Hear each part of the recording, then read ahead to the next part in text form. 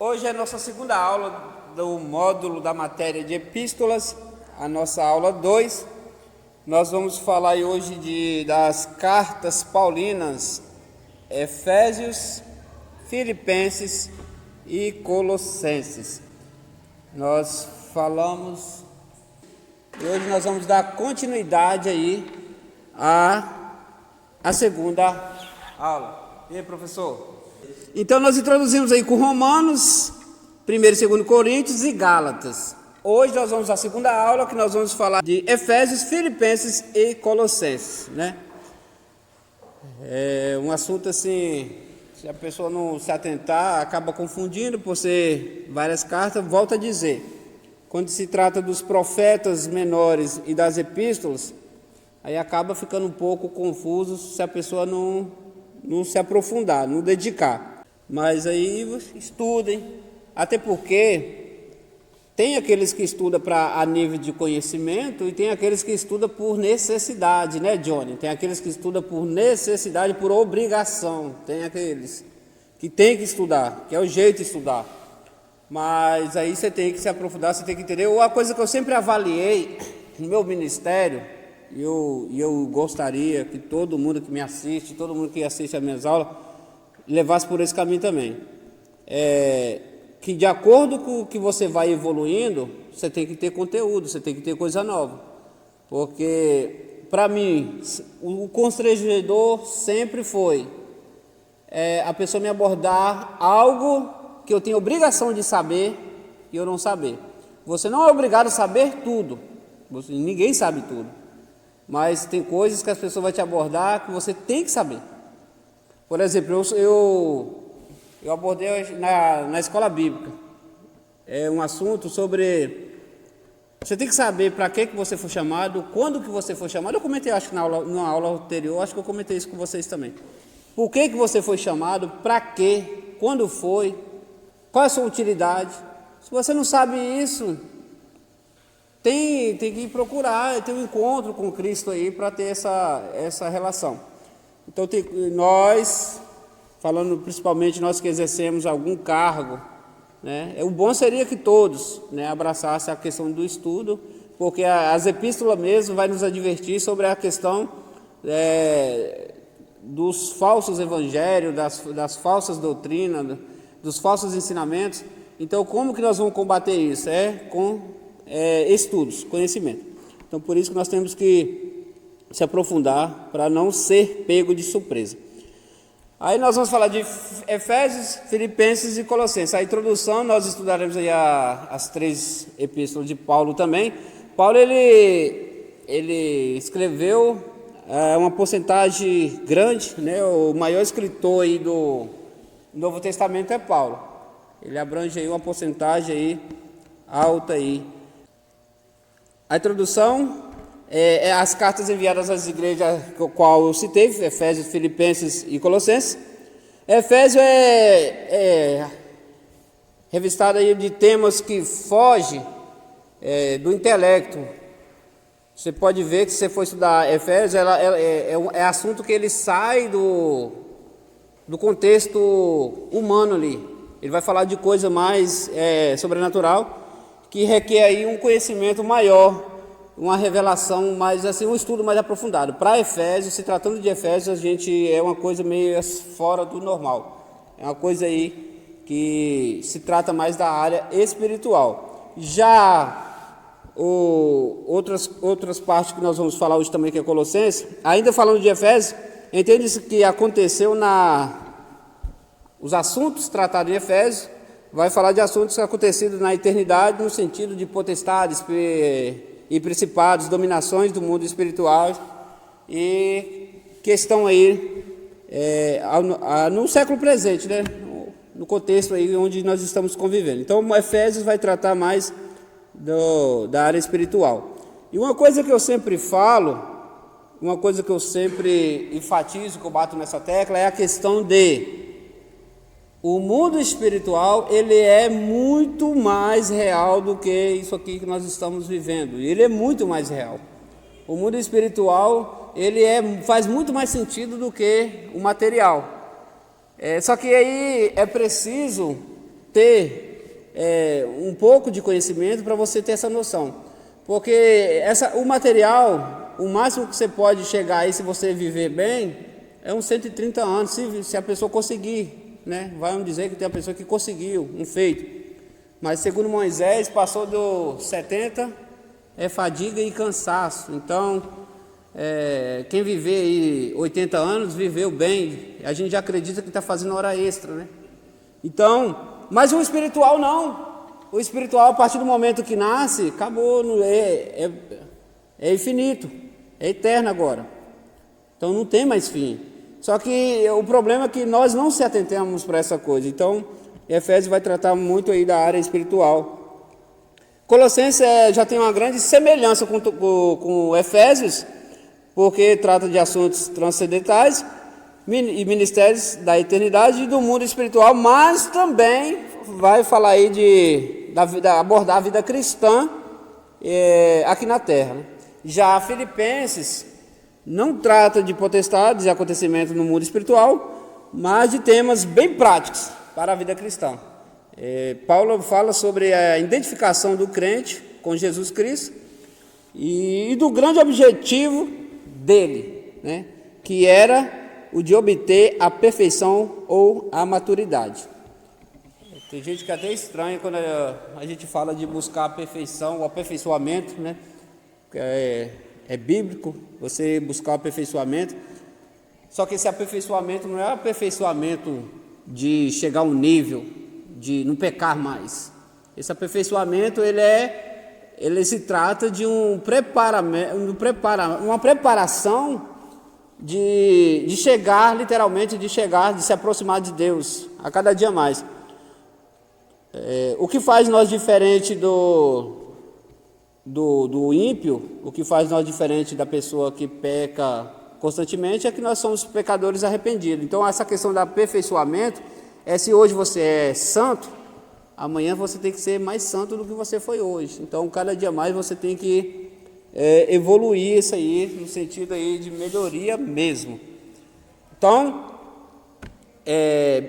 praticamente Efésios e Colossenses vai tratar um pouco de assuntos semelhantes, só que Efésios ele bate mais nessa tecla aí de potestades e principados, que nós somos cercados. Eu até comentei com os colegas de trabalho lá essa semana sobre essa questão de potestade, que se nós tivéssemos, eu já falei isso para vocês também, acredito, que se nós tivéssemos condições de enxergar, o que nós íamos ver aqui agora é os anjos do Senhor acampados ao nosso redor. E depois dos anjos? O que nós íamos ver é só trevas. E no meio dessas trevas, muita potestade, muito demônio. E literalmente, os anjos do Senhor acamparam ao nosso redor. Eles é como uma cerca, né? Os anjos do Senhor é como uma cerca que está em volta dos que o temem. Agora, após os anjos, tem uma nuvem negra de demônios que está aí, doido para dar um bote, igual uma serpente, literalmente é uma serpente doida para te dar um bote. Fala, jovem.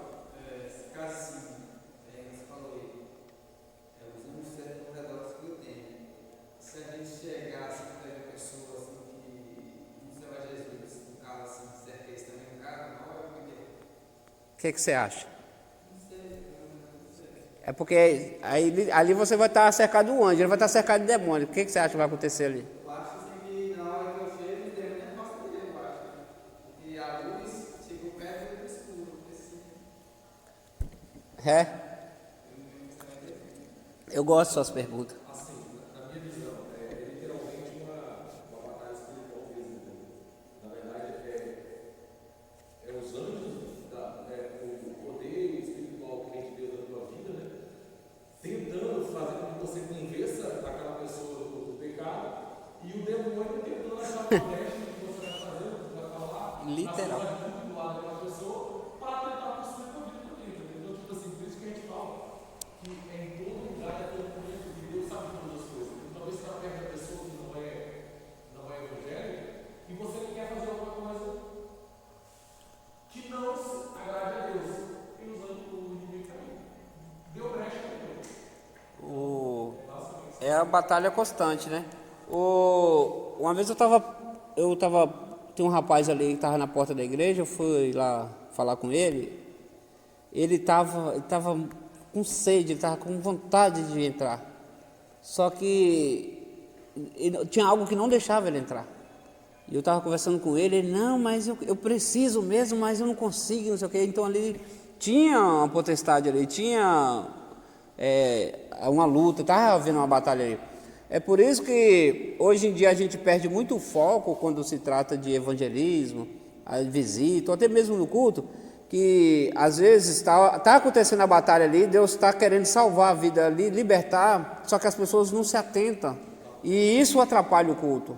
Quando o pregador está ali passando uma mensagem, e às vezes aquela andação no meio da igreja, as pessoas não tenham o cuidado de ficar ali, de focar. Eu comentei ontem que o culto ele é perfeito quando a pessoa que está ali pregando, você está aqui intercedendo por ela.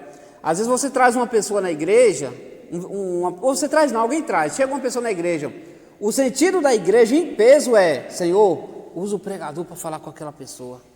Essa é a questão.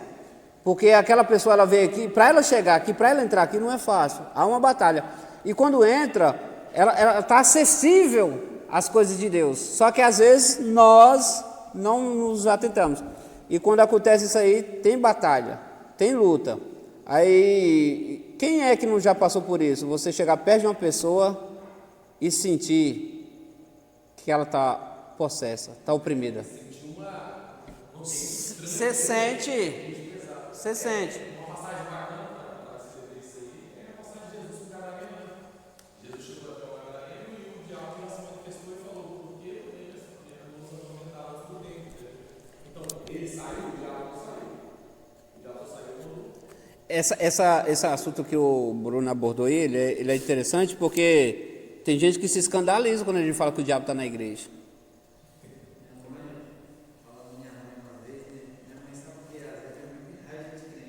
Uhum.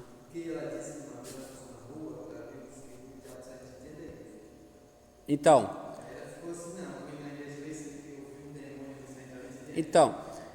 tem gente que se escandaliza com isso. Eu digo assim, que o diabo, ele, com a experiência que ele tem muito poder, ele tem poder, ele faz parte de um grupo de potestade.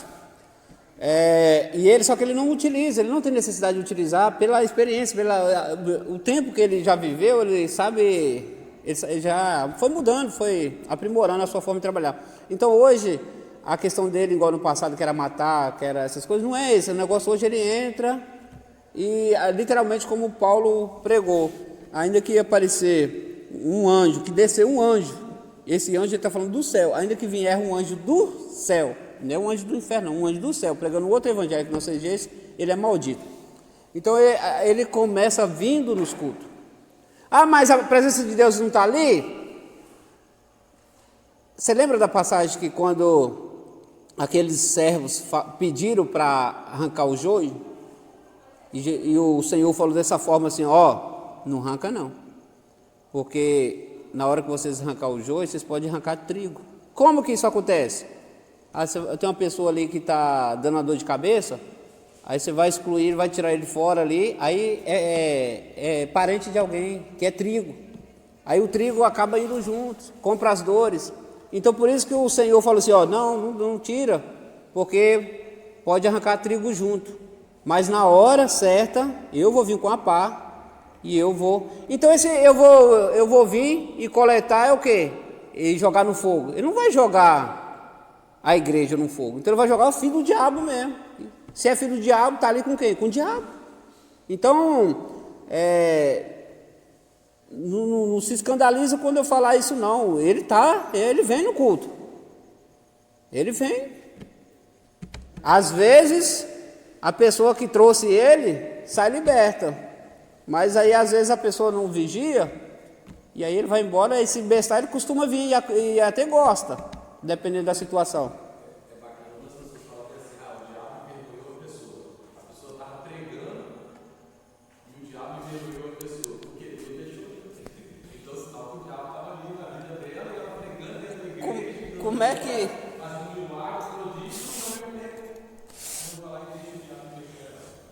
Então ele tem essa capacidade, ele é intrometido, ele tem essas artimanhas dele. Então, nós temos que estar em constante oração.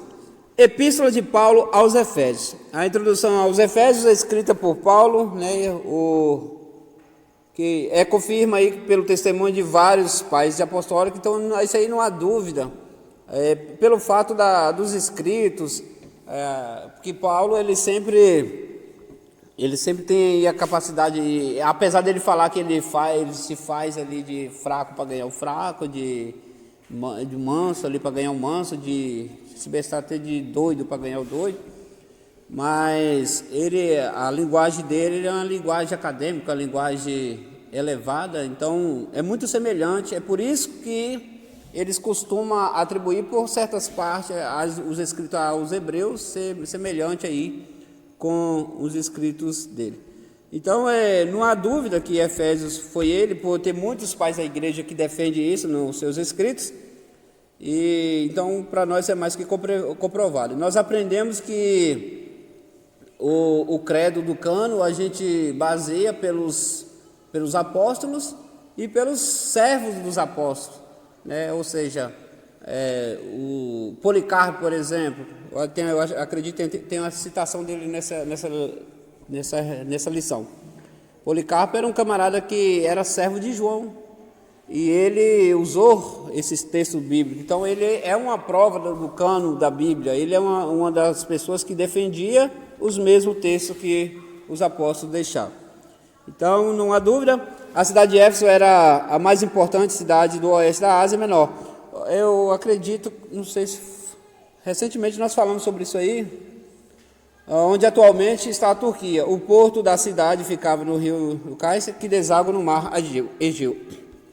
A cidade tinha cerca de 300 mil habitantes. Falamos isso em Teologia Sistemática 2, na época de Paulo. Servia de rota comercial para o mundo da época. Era o centro ali, Éfeso ali tinha um porto muito grande ali, então era um centro comercial ali, que movimentava muito ali, capital ali. Servia de rota de comércio para o mundo da época. Na cidade foi construída um imponente templo dedicado à deusa romana Diana, a mesma Ártemis. Já naquela época, uma rodovia costeada do rio Caister ligava Sardes a uma remissão para Esmirna. Isso aqui é um fato interessante aqui, que essa Éfeso, a igreja aqui de Éfeso, ela foi ali, como que podemos dizer ali, ela foi ali a mãe das igrejas da Ásia. Ali, aquelas igrejas ali que João escreve, né, que as igrejas da Ásia, tudo saiu daqui de Éfeso. Então, Éfeso foi ali o ponto de partida para chegar àquelas igrejas famosas que a gente conhece muito bem e que Deus está muito preocupado com aquelas igrejas.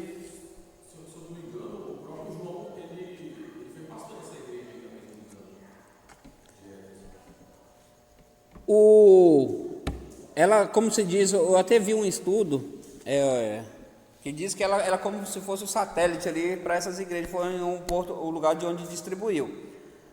O Éfeso serviu de centro de evangelização para Paulo durante 3 anos. Ele continuou ali pregando ali. Isso aí a gente vai ver lá em Atos 19. 3 anos em essa conferência aí. Rapaz, agora que eu estou lembrando que eu ia fazer uma leitura e não fiz uma introdução.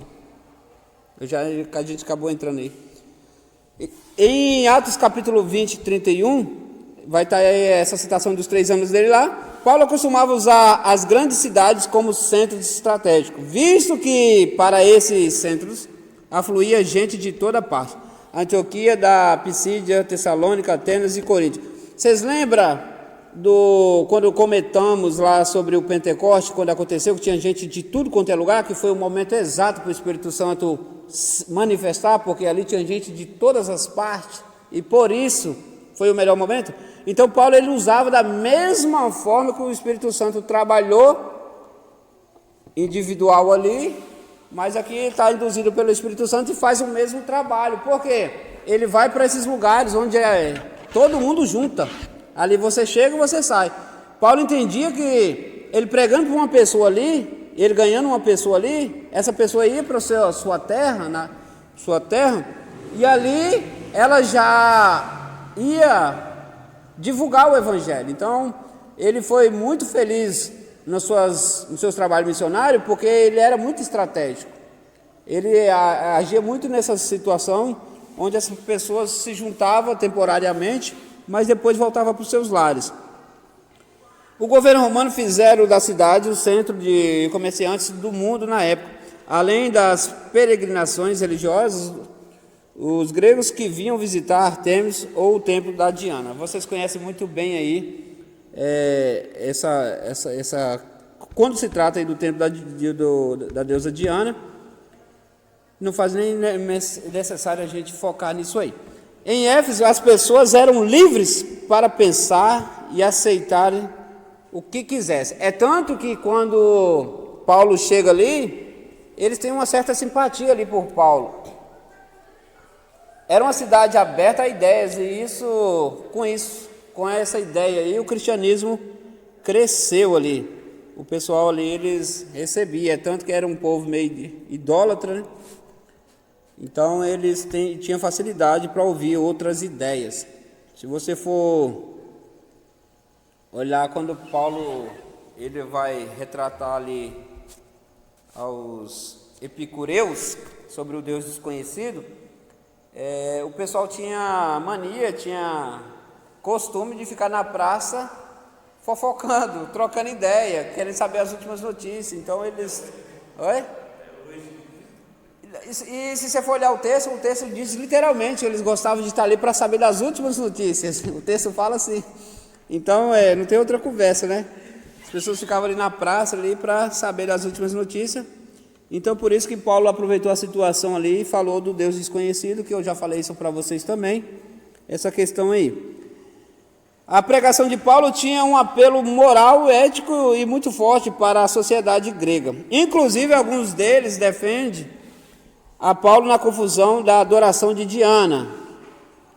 Vamos olhar lá, Atos capítulo 19, 37.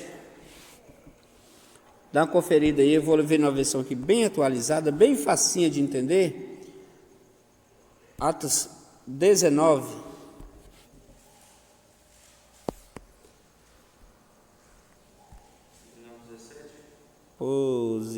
Não, 37. Falei 37, né? Porque os nomes Isso. que trouxestes não são ladrões de igrejas, nem blasfemam da vossa Deus. 37, né? Minha versão diz assim: porque esses homens que aqui trouxeste não são ladrões de templos, nem tampouco blasfemaram contra nossa deusa. Paulo ele era muito cuidadoso, e uma coisa que nós temos que ter no nosso dia é isso aí, essa questão de cuidado. Às vezes você quer pregar para alguém, e aí você chega lá, aí você, a primeira coisa que você faz é falar mal do que a pessoa crê. Então Paulo, quanto a isso, ninguém podia acusar Paulo. Que Paulo ele sabia, é tanto que quando ele vai falar do Deus desconhecido, ele vai assim, olha, eu percebo que vocês é um povo muito religioso, e isso é bacana, mas eu queria falar para vocês ali daquele Deus desconhecido ali, ó. Tá vendo? Ele usa ali do que tem ali para aplicar o Evangelho. Então ele tinha esse muito cuidado. Então aqui a gente vê aqui um grupo aqui que defendia ele. Então, por essa ocasião, o Evangelho ali foi aceito, porque ele tinha esses cuidados. Paulo, quando ele decidiu servir a Deus falou para ele que ele ia sofrer por amor a Cristo. Só que quando nós vemos o sofrimento de Paulo, ele sofreu bastante. Se bem que ele também maltratou muito o crente, né? Destruiu famílias, jogou em prisão, acredito que matou também. Esteve presente ali na morte de Estevão. E com certeza ele deve ter passado a espada em uns 2 também, porque ele era muito fiel à prática dele, ele era muito fanático. Ele é o estilão fanático, né? Porque eu entendo assim, não, funciona assim, que a partir do momento que você deixa entrar aí o fanatismo, que quando você utiliza dessas ideias, que é só vocês, é só ali aquela placa ali, e se não for ali, está todo mundo perdido, eu já até comentei isso com vocês têm que correr disso, porque isso é tudo indicação para a seita, porque nós pregamos um Deus de amor, e esse Deus de amor, ele tem a igreja. Olha quanto que eu aprendi com isso, e isso estudando, olha o quanto que eu aprendi. A palavra de Deus nos relata que ele separou para si línguas, tribos e nações. E aí a gente se apega no modelo de roupa que a pessoa veste. A gente se pega no modelo de culto que a pessoa faz. Se você for olhar um culto africano, é uma alegria, e aí é onde entra aquela questão ali que Deus, ele chamou, ele separou línguas, tribos e nações. Então, não tem esse negócio. A gente tem que ter esse entendimento que a igreja de Cristo, ela é universal, ela está em todo lugar. Eu não posso ficar focado em nenhuma coisa só. A mensagem. O objetivo da carta era expandir o conhecimento aos irmãos a respeito da fé, na graça e dos mistérios de Deus. Não existe mais distinção entre os povos que é gentios e que é judeus. Agora são irmanados pela fé, formando um só povo. A primeira visita de Paulo a Éfeso, em Atos 18 e 19, capítulo 18, versículo 19, primeira vez, com o apoio de Áquila e Priscila, que ele já encontrou ali na verdade, Paulo ele foi chamado para pregar para nós os gentios, né? Então, ou seja, Paulo ele foi chamado exclusivo.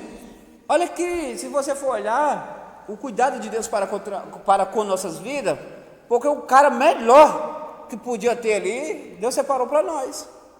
Entende isso? Daqueles camaradas ali, Paulo era o melhor, não tem como negar isso. Eu estou falando no nível ali de conhecimento. Paulo de lei, ninguém batia Paulo com lei, ninguém levava Paulo na conversa.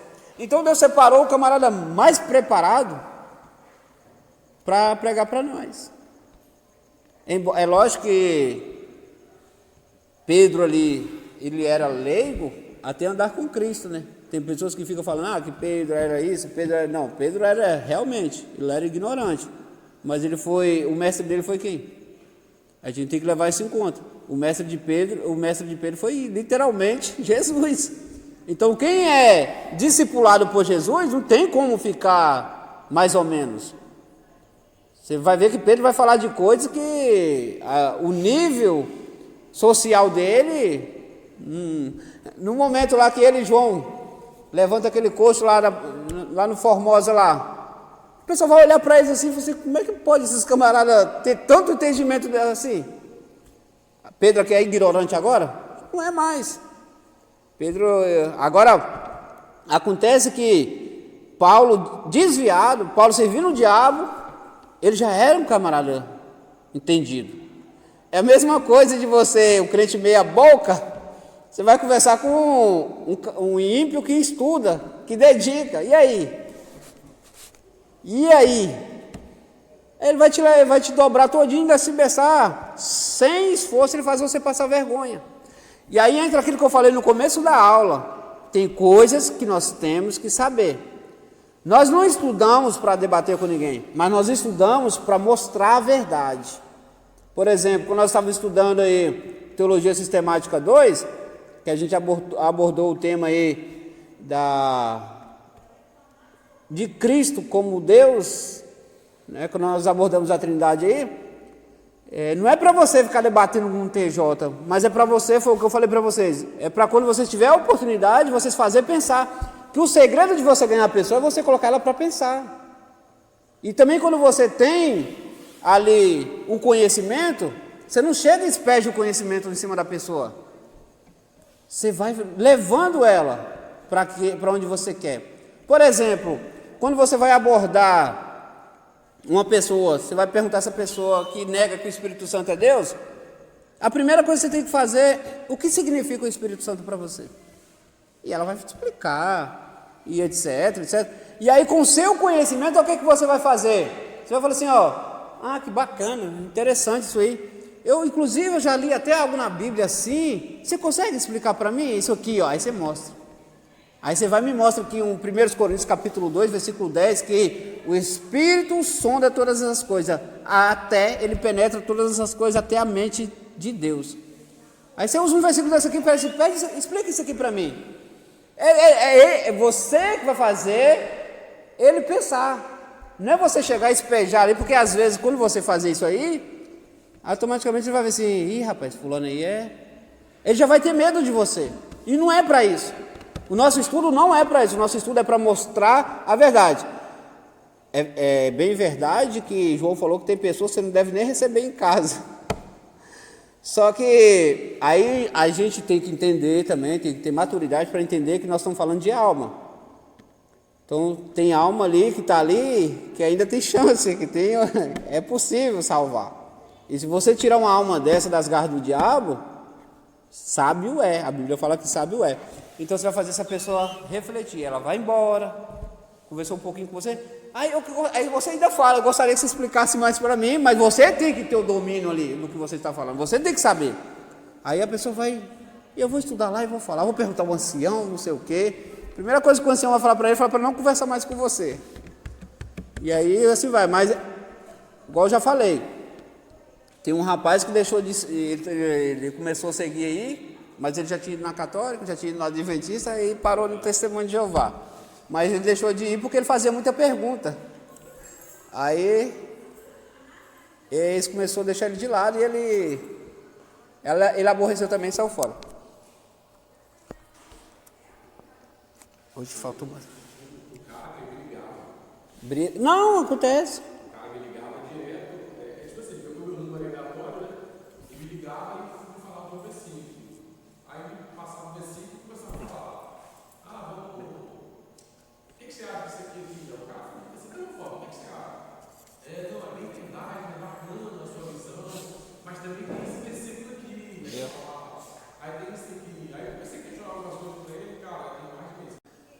Eu acho que eu já até comentei quando eu estava lá, quando você estava cursando até. Eu comentei que uma vez eles chegaram no meu portão e aí a mulher ficou lá e mandou um menininho lá na minha porta e falou assim, a gente pode ler um versículo para você? Aí eu falei assim, pode. Só que eu me senti afrontado, me mandou um pequenininho e ela ficou lá. Aí ela me perguntou lá do portão assim, você sabe quem é o Deus desse mundo? Eu falei, sei, com certeza eu sei. O Deus desse mundo é meu Deus, o Criador dos céus e da terra. Aí deu um espaço, porém, o que está atuando no momento é o diabo, falei para ela. É isso mesmo, aí é um pequenininho. Aí o pequenininho foi lá e leu para mim, disse, porque o Deus desse século cegou o entendimento para que não consiga. E aí elas pegaram, não, beleza, é só isso mesmo. Inclusive eu acho que eu já estava até saindo. Já falei também essa questão de chamar para orar, não existe esse negócio de chamar para orar. Você sabe que eles não gostam de orar, que falam que eles não vai chamar. Você não é para chamar para orar, é para você dialogar. Só que o que acontece? É como eu falei para vocês. Quem é uma pessoa inteligente, porque você vai meditar. Com a Bíblia deles você pode mostrar a realidade para eles, porque eles não leem. Eles não chegam aqui e falam assim, vou ler a Bíblia. Não, eles seguem o que está na revista Sentinela. Vocês vão estudar isso aqui. Então, a revista Sentinela acaba sendo mais importante. Eles vão ler aqui e vão seguir. Então, eles não seguem assim, autodidata ali. Tipo isso aí. Segue esse parâmetro aqui. Então, por isso que... O objetivo da carta é expandir, né? Eu falei isso aí, que é a cidade portuária, a fé da graça e o mistério de Deus. Não existe mais distinção, né? Então agora Deus separou o apóstolo Paulo para ser aí um tutor aí dos gentios, e ele brigou muito para que isso acontecesse. Teve aí até uma discussão, onde ele e Barnabé vai estar defendendo aí a ideia dos gentios. E agora, focando nisso aí, nessa questão do gentio, todos agora nós somos irmãos formados pela fé, ou seja, línguas, tribos e nações. E a primeira visita de Paulo a Éfeso, em Atos 18, 19, como o apoio de Áquila e Priscila. Na segunda viagem, Paulo permaneceu em Éfeso 3 anos. Atos 19 e Atos 20 vai ter relatado. Essa igreja exigiu muito tempo de Paulo. Olha só. Porque, olha o nível de maturidade de Paulo. Agora eles vão ter que. Os novos crentes, pode até ser que tenha novos crentes, mas eles vão ter que circuncidar. Eles vão ter que acompanhar o estilo aí da lei ainda. Só que olha como que seria difícil para se recrutar, para você ganhar pessoas. Porque primeiramente, para você ganhar uma pessoa para Cristo, você teria que ter ali alguém com formação médica. Primeira coisa que você ia ter é isso aí. Aí, em vez de você estar focado ali em ir atrás de alma, você tinha que construir uma boa clínica para você ali fazer ali, praticar a circuncisão, porque você não podia chegar assim de qualquer maneira. Você tinha que ter alguém, uns bons médicos. Aí, ou seja, eu vou pregar o evangelho aqui, mas vocês têm médico aí? Não, não tem não. Então não vai dar para pregar para você não, cara. Que aí não vai ter como, você vai ouvir aqui, mas não vai ser circuncidado. Então não vou nem abrir igreja aqui não vamos deixar esse negócio para lá. Então, eu até comentei na escola bíblica que essas práticas de circuncisão, essas práticas de pano de saco, essas práticas aí de arca da aliança, essa prática aí de cruz, tudo isso é idolatria, tudo isso é rejeição da graça. Quando eu apelo para focar aí no sábado, quando eu apelo aí para usar um meio que Cristo deixou aqui, assim, o caminho é esse aqui. Eu sou o Senhor do sábado. Quando eu foco no sábado, quando eu me apego no sábado, eu estou automaticamente dizendo, embora eu falo que eu vivo a graça, eu estou dizendo que a graça ali, a morte de Cristo na cruz, ela não foi eficaz, quando eu me apego a essas coisas. Então, o meu comentário que eu fiz foi aquela questão de que nós às vezes falamos muito, que os católicos eles têm as imagens, não sei o quê, mas o crente ele é cheio de ídolos. E tem crente que, se o pastor sair da igreja por um tempo, ele fica o tempo que o pastor estiver fora, ele não vai na igreja. Então ele não serve a Cristo, ele serve ao pastor. Isso é idolatria, e é um pecado dos quais o Senhor mais se aborrece, porque idolatria literalmente é prostituição, e a prostituição é causada quando, se nós somos noiva e nós adoramos outra coisa, nós estamos traindo, embora seja noiva, mas é esposa futuramente. Então está cometendo o pecado da prostituição, está abandonando a Cristo, está abandonando a Deus. E então essa questão aí de circuncisão, essa questão aí de todas essas práticas que exercia lá, e que tem pessoas que nos dias de hoje tentam, que procuram, isso é negar a graça.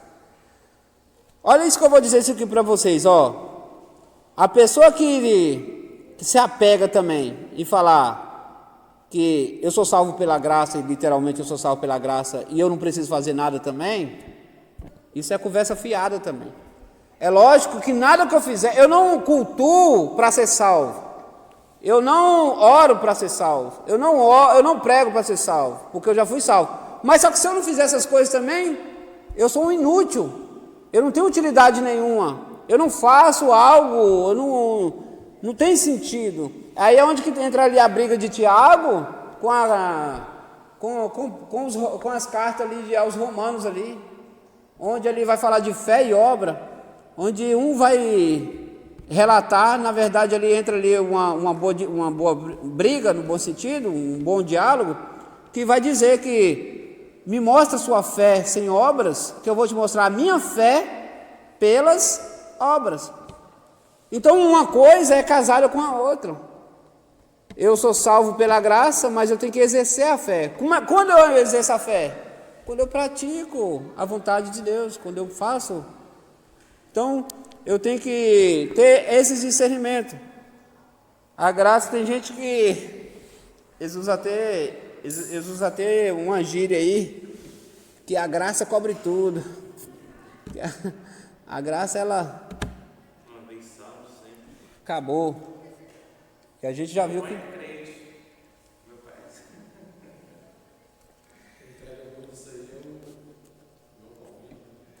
isso. E tipo assim, o que mais me deixa admirado é que você não precisa ser um estudante da Bíblia para você ver que isso é contraditório demais. Você não precisa ser uma pessoa assim, focada. Igual a questão de... Eu vi até um meme até, que disse assim, ó, viu? Jonas não teve escolha. Eu vi um meme assim, Jonas não teve escolha, ele teve que ir lá pregar. Aí tinha o João Calvino falando, né? Aí tinha o Armínio do outro lado, assim, ué, mas ele não fugiu?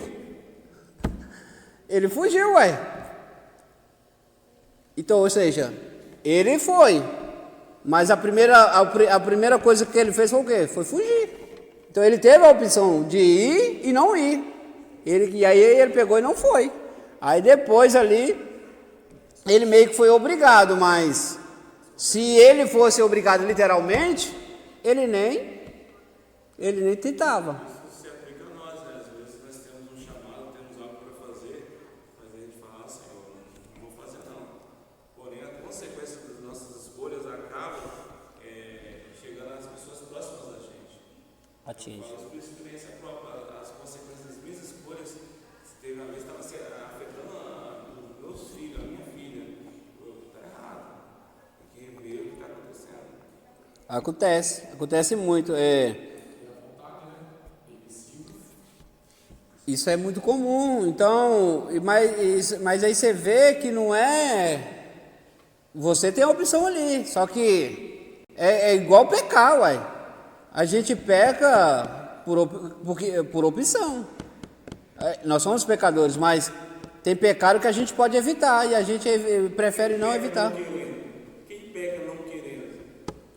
Às vezes acontece ali, né? Na hora da raiva ali, você acaba. Por isso que a Bíblia fala para você não deixar só supor sobre sua cabeça ali quando você estiver virado.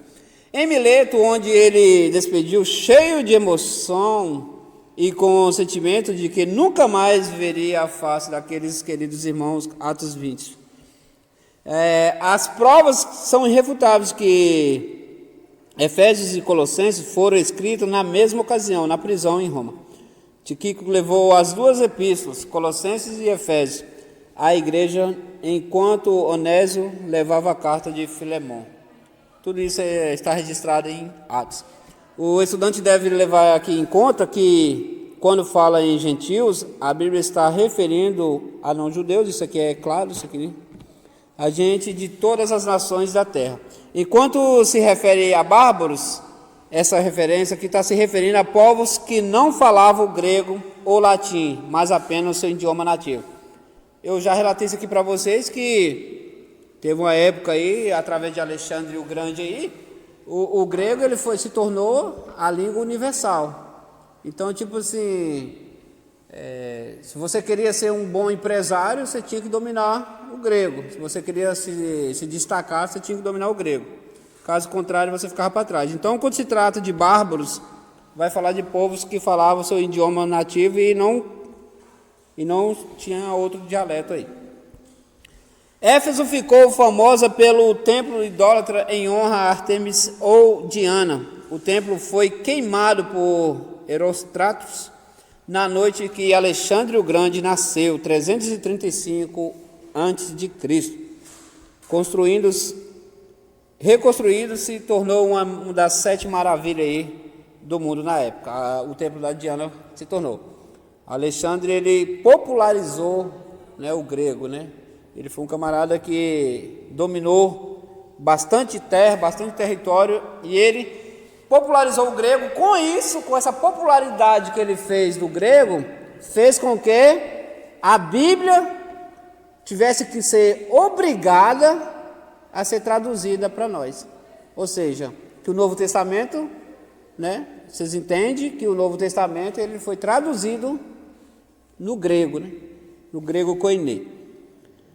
O objetivo da epístola, o curso ou existência da igreja é para a satisfação do Filho, e o fim é para que a igreja viva na vida do Espírito.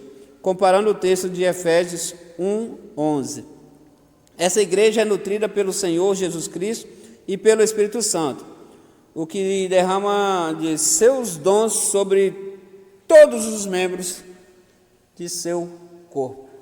Nós entendemos que Efésios vai relatar bastante, nas cartas aos Coríntios, e Efésios vai estar ali completando ali uma etapa ali dos dons, né? Tem uma parte ali que está lá em Coríntios, e outra vai estar relatando aqui em Efésios. Essa graça ou dons são dados para seres exercidos em todas as áreas da vida, como entre marido e mulher, servos e filhos, etc. A conclusão vem a seguir: para tanto é preciso vestir de toda a armadura de Deus. As expressões em Cristo, nele ocorrem em todas as epístolas, indicando que a igreja de Cristo estão intimamente amalgados com um só corpo. Paulo ele vai focar muito nessa questão aí, como a gente falou na introdução, sobre áreas espirituais. Então era uma igreja que dependia muito, ele trabalhava de acordo com a necessidade de cada igreja. Mas lembrando, irmãos, que essas cartas, elas eram trocadas. Essas cartas, elas não ficavam ali só na igreja, propriamente dito ali, a igreja que ele escreveu. Essas cartas, elas eram divulgadas. A gente vê Pedro comentando sobre isso, né?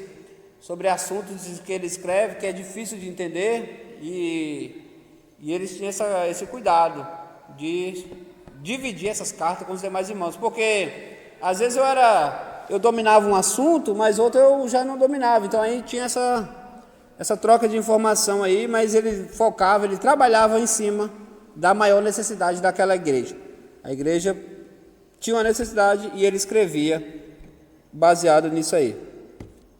O esboço começa aí com saudações, o propósito eterno de Deus, a glória e a supremacia de Cristo aí no começo. Aí depois vai ter a oração para que os cristãos tomem conhecimento do poder de Deus. Quando você vai falar de dons, você vai ver que nós falamos de dons, quando nós estávamos finalizando a Teologia Sistemática 2, que os dons, ele é para todos.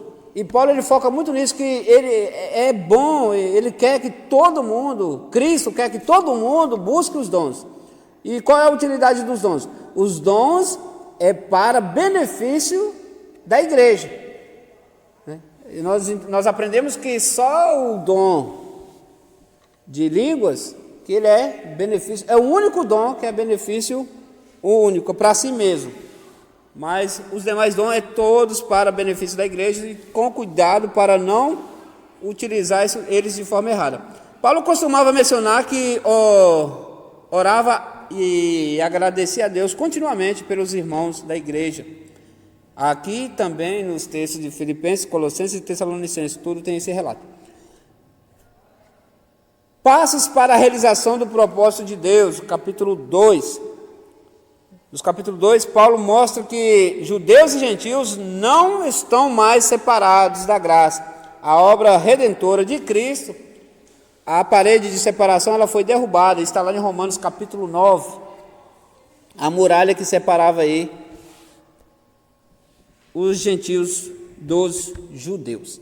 Salvação dos indivíduos pela graça. Este bloco de versículos, né, que vai do capítulo 2 aí, serve para alertar a igreja de que a obra da salvação e sua completude não são frutos do esforço, mas unicamente da graça de Deus. Então, Efésios é onde que vai dar foco essa questão da graça, que pela graça nós somos salvos, e nós não temos essa capacidade de conquistar, nós não temos a capacidade de comprar, nós não temos a capacidade de barganhar, de negociar, ela vem de Deus, e Ele escolheu nos dar essa graça. Nós falamos lá, nós fizemos aí um comentário aí atrás aí sobre essa questão da predestinação. Eu até já comentei aqui que a predestinação, ela existe. Eu até já comentei isso aqui, Bruno, que a predestinação, ela existe. Mas ela existe para a igreja, a noiva. Só que, seja bem-vindo. Essa predestinação, ela existe para a igreja, mas é porque Deus, ele é atemporal. Porque Deus, ele já está lá no arrebatamento. Cristo, ele já está lá no arrebatamento. Cristo, ele excede, ele vai além do tempo. Então, quem está predestinado é a igreja que vai ser arrebatada. E essa igreja tem muito pecador lá fora que ainda vai fazer parte.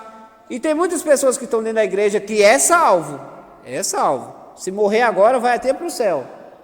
Mas que ainda vão pecar a ponto de perder isso aí.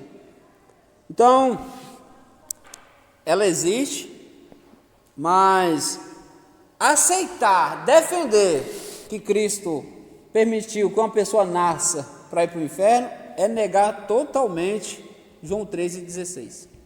Você colocar na sua cabeça que não, tem uns que já nasceu, já foi predestinado para o inferno, é você falar assim, João 3,16, isso aqui é mentira. Porque Deus amou o mundo de tal maneira, esse mundo aqui está falando, se trata de pessoas, porque não ameis o mundo, está falando do pecado, mas porque Deus amou o mundo de tal maneira, aqui é pessoas.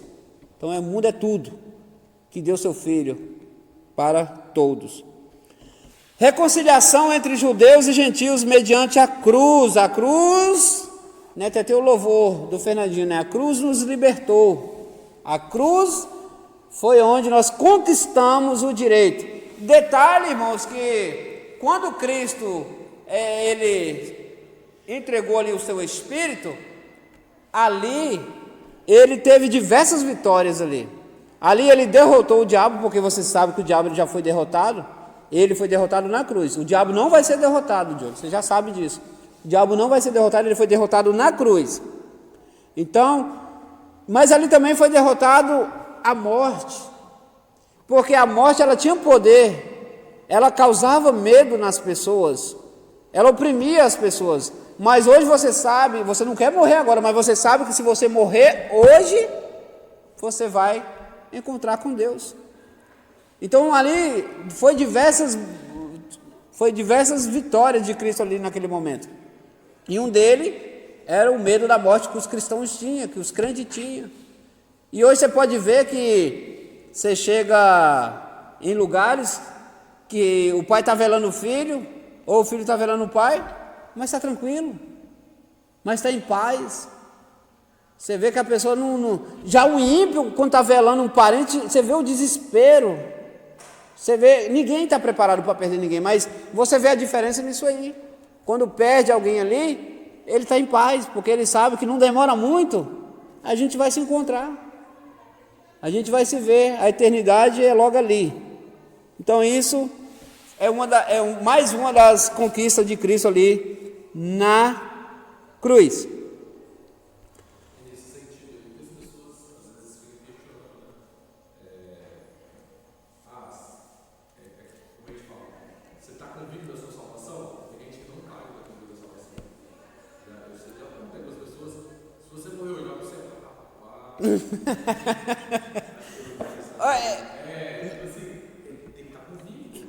Nós estamos vivendo um contexto assim.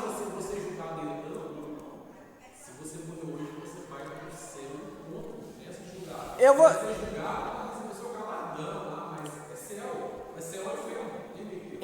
Eu vou falar para você, ô Bruno, que o que faz você, eu até defendo muito isso, o que faz você ter essa convicção é quando você mergulha na palavra. Eu não vou negar para você que no começo do ministério eu estava, rapaz, não sei. Não, eu tinha, mas hoje eu sei que eu sei o que é necessário realmente para ser salvo. Então, porque as pessoas, no passado, as pessoas jogou muito crente no inferno, por não conhecer, errais por não conhecer as escrituras nem o poder de Deus. Então, quando a pessoa não conhece, você começa a entender. Paulo, aqui mesmo, Paulo ele vai alertar assim, gente, se você come carne e ele não come, seja inteligente, não vai. Agora, se você sabe que você vai comer a carne aqui na frente dele, ele vai escandalizar, deixa de comer. Mas quando você estiver sozinho, come sua carne. Então, ele ensina muito, ele bate muito nessas teclas aí. Aí você vai aprendendo, você vai ver. Não, se a pessoa perguntar a você, eu falo, não, eu sou salvo pela pessoa bendita de Jesus, amém, ou glória, por isso. Você tem que estar certo disso. Porque quando você fala que você está em dúvida, você dá ênfase ali o cão, né? Vai, então vai lá e acerta onde você está errando.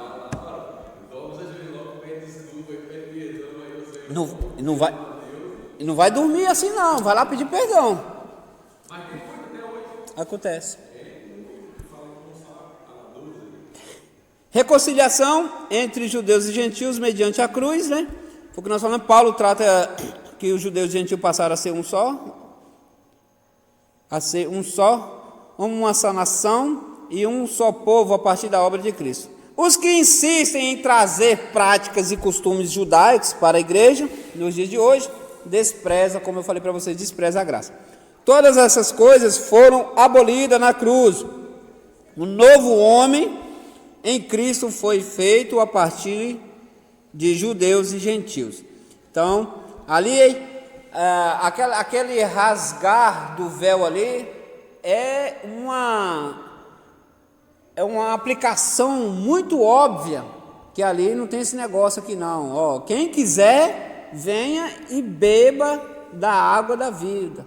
Quem quiser, tem parte.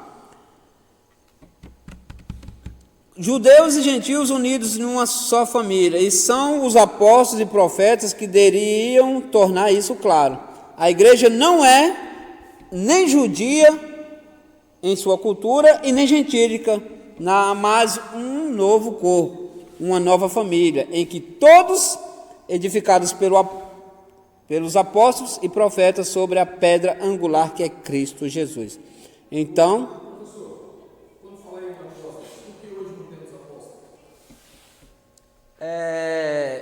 hoje vou usar o termo profeta para simplificar isso aí. O apóstolo, porque o ministério de apóstolo, que para ser apóstolo, o que precisava? Já falei isso para vocês aqui. Era necessário o quê? Ser chamado literalmente por Cristo e ter ouvido Ele. Isso é apóstolo. Para ser apóstolo, eu dependeria disso aí. Acontece, aí eu vou usar a parte de profeta para explicar isso aí. Nós temos ministério de profeta nos dias de hoje? Sim ou não? O que você acha, Dilma? Nós temos profeta nos dias de hoje? Por que nós não temos? Nós temos pessoas que exercem o ministério ali de profeta, mas ele é temporário. Deus te usou, você fala em profecia, mas o ministério de profeta não existe. Acabou lá em... Quem foi o último? João Batista foi o último dos profetas. Então não existe, porque ali terminou. Ali ele vestia a forma do profeta, então tinha tudo isso. Hoje não. O apostolado hoje não existe, por quê?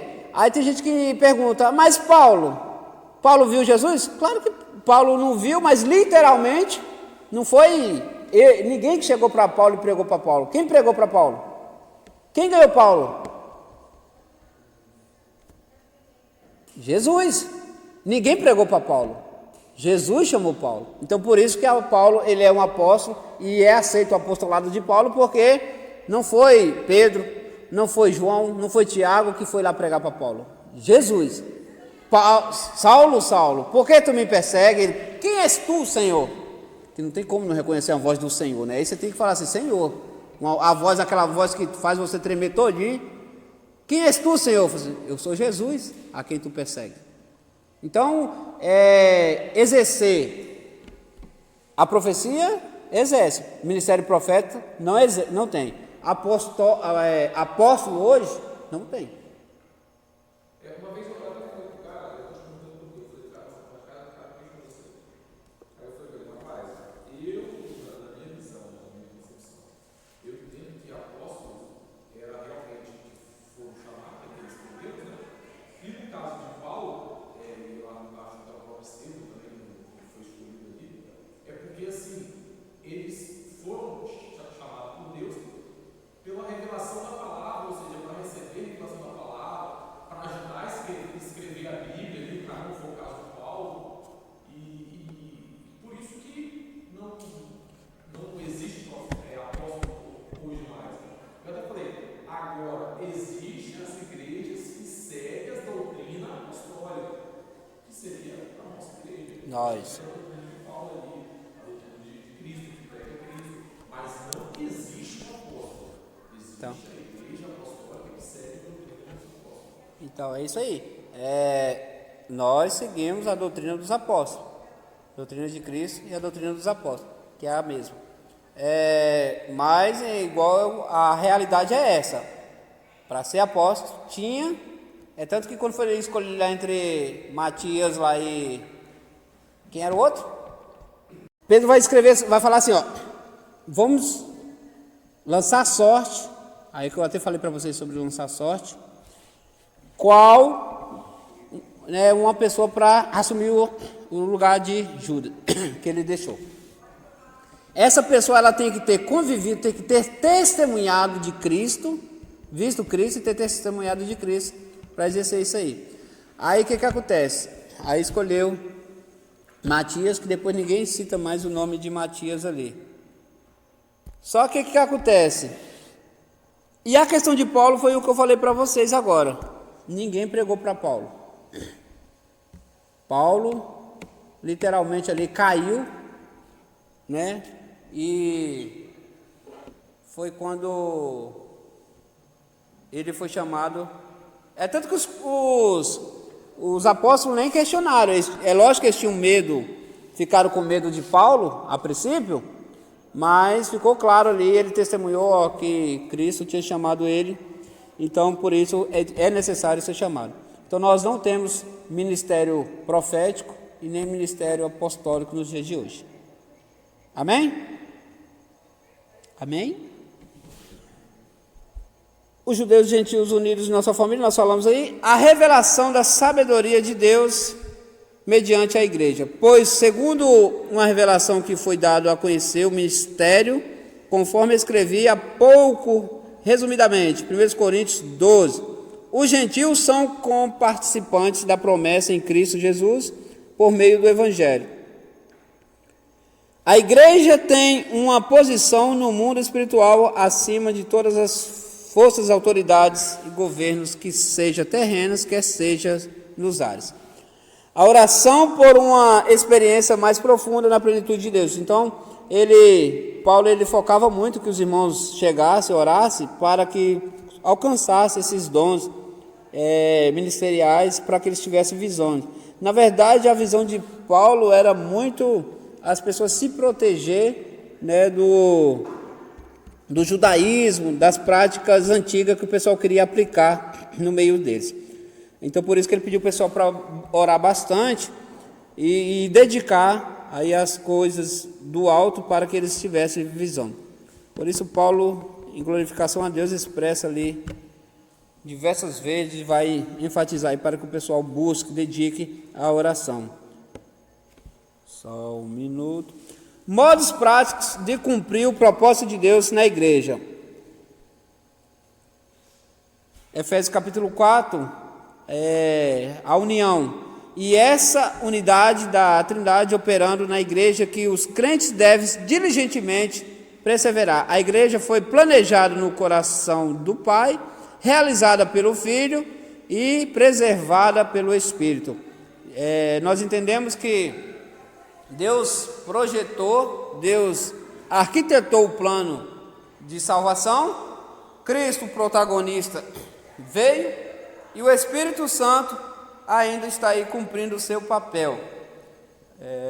Já falei para vocês que os dons, como os cessacionistas dizem que cessaram, mas a base que nós temos para que isso é conversa fiada, é que Atos dos Apóstolos é aquilo que eu já disse, é o único livro da Bíblia que não foi concluído, é o único livro que ali se inicia a igreja, e essa igreja só vai terminar quando estiver toda no céu juntamente com Deus. Aí cessa Atos dos Apóstolos. Porque se fosse escrever, ia escrever. E aconteceu que houve o arrebatamento e a igreja foi morar na eternidade com Cristo. Se fosse, sei lá, o livro, se na eternidade fosse ter esse livro, ia ter dessa forma a conclusão, e a igreja chega no paraíso, chega na eternidade. Então, se quando acontece o Pentecoste, está iniciando a igreja. Então a igreja ela não acabou. Então, quando existe igreja, teremos dons espirituais, que é o que nutre a igreja. Os dons é para utilidade da igreja. A igreja foi planejada e é comum que os crentes se dividirem, em torno de sentidos e corpo e que é batismo, criando conceitos quanto à forma. Mas o que interessa para Paulo não são as formas, mas o entendimento do que é o batismo e o que é fé.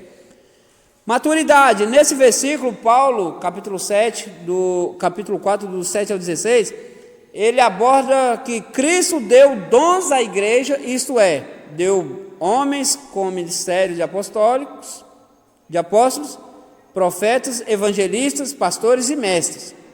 A maioria dos comentaristas concorda que os 5 ministérios específicos, e outros, no entanto, acredita que seja só 4, já que o pastor, em sua essência, é também um mestre, a expressão no versículo 12, com vista ao aperfeiçoamento, tomando-se o sentido dali, pode-se afirmar que os homens que Cristo deu à igreja conserte vidas desordenadas.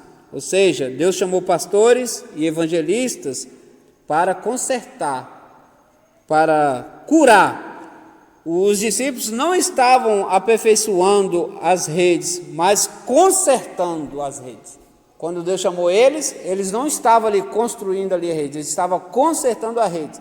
E Deus chamou eles para exercer isso, para sarar vidas, curar vidas, salvar vidas. Então o trabalho deles ali era salvar vidas. A renovação da vida pessoal. O versículo 30 resume que Paulo quer dizer: se o crente vive em pecado e não se disciplinar nessas questões anteriores, o Espírito Santo se entristecerá. O que leva o Espírito Santo a se entristecer? A prática do pecado. É mencionado nos versículos anteriores, posteriores de Efésios. Então nós aprendemos também que o entristecer o Espírito Santo, ele é o primeiro passo para você praticar aí futuramente a apostasia, a blasfêmia. Então tudo isso vai por aí. Então nós temos que ter esse cuidado contra o entristecer. Sujeição e relacionamento. Capítulo 5. Na sociedade greco-romana, as mulheres não tinham direitos sociais. Os homens não conheciam o conceito de que era amar. Está vendo a aplicação? nós entendemos que a mulher ela era um objeto sexual. E Paulo vai escrever alertando sobre essas coisas. O apóstolo estabeleceram ali regras de convivência do reino de Deus, ordenando aos homens que amassem as suas esposas da mesma proporção que Cristo ama a igreja. O que nós entendemos com isso não é aquilo que nós vimos aqui no culto da família aqui. Quando nós tratamos aqui que quando fala de submissão, a mulher só entende que vai ser mandada, mas não está se falando disso, né? A mulher tem que levar em conta que o homem vai amar como Cristo amou a igreja, a ponto de que Cristo deu a vida pela igreja. Então, é essa forma de amar, que ele deu a vida. Então, é o jeito que o marido tem que amar a sua mulher, que cuide zele por seus filhos e que esse zele pela vida dos seus genitores, que os patrões tratem gentilmente os seus servos e que esses sirvam os seus senhores como servimos ao próprio Deus. Se for levar isso aqui ao pé da letra, na utilidade, servir aos seus senhores como serve a Cristo, hein? É complicado isso aqui, hein? Aquele nó lá no trabalho, aquelas horas lá furtadas que está recebendo para trabalhar. Ou seja, se é para servir como serve ao Senhor, e você vê, poxa, desse jeito eu estou roubando Deus também. Então é assuntos que a gente às vezes não leva em consideração, mas é tudo bíblico. Que era para estar estudando, é os momentos ali, que era para você preparar a aula, para você aplicar, você só chega aqui e só lê.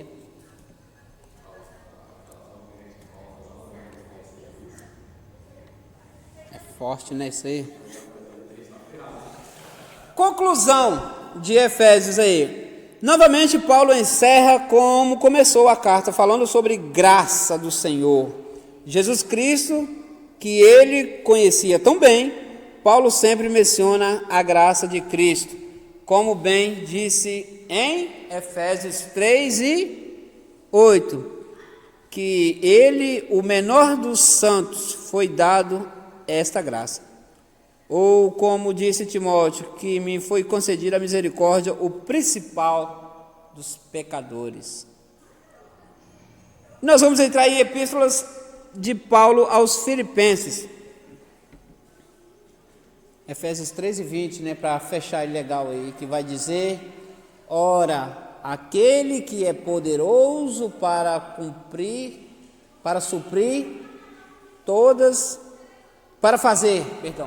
Ora, aquele que é poderoso para fazer abundantemente, muito mais além daquilo que pedimos ou pensamos, segundo o poder que em nós exerce, opera, trabalha. E aí nós vamos entrar aí em Filipenses. Aqui em Filipenses é a cidade oeste da Macedônia, refundada no início do século IV a.C. por Filipe da Macedônia, que fez do local uma das suas fortalezas, construída ao lado de uma cadeia de montanhas separadas por elas no porto de Neápolis, em 168 a.C. Em 42 a.C., os romanos dominaram ainda mais a cidade de Filipos e, para celebrar a conquista imperialista, a cidade foi refundada por Otaviano com o nome de Colônia Julia e tornou-se uma miniatura de Roma com todos os seus privilégios. O cristianismo chegou pela primeira vez no outono, no ano 50, em apelo à visão de Paulo que teve de um varão macedônio. Aquela visão que Paulo viu um homem, né, acredita-se que um anjo do Senhor apareceu e disse: passa a Macedônia. A autoria, ninguém tem dúvida aí, as evidências quanto à autenticidade dessa epístola são muitas e forte o estilo e a forma que apresenta o pensamento da doutrina. Todos aí concordam que foi Paulo. Tem aí o nome aí dos camaradas aí que defende